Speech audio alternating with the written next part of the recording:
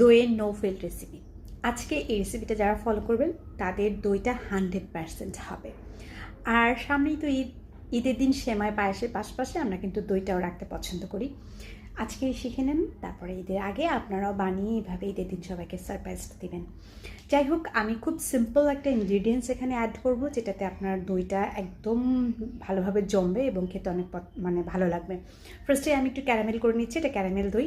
তার জন্য 1/2 কাপ চিনি নিয়ে নিলাম, 1.5 কাপ দুধ দিয়ে দিলাম ক্যারামেলের মধ্যে। ক্যারামেল তো আমরা সবাই কম বেশি বানাতে পারি।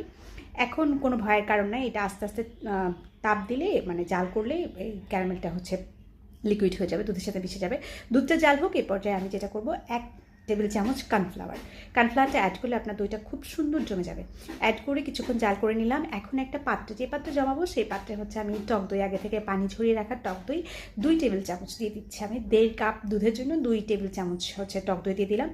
এখন টক দইটা ভালো করে মিক্স করে ওই যে দুধটা আমি করে রেখেছিলাম কর্নফ্লাওয়ার দিয়ে, সেটাকে আমি গরম গরম টক দইয়ের মধ্যে নামিয়ে নিলাম।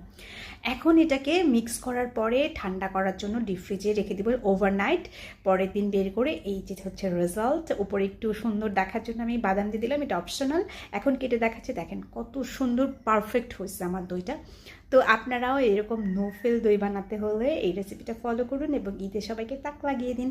তো এই ছিল আমার দইয়ের রেসিপি। ভালো লাগলে লাইক এন্ড শেয়ার।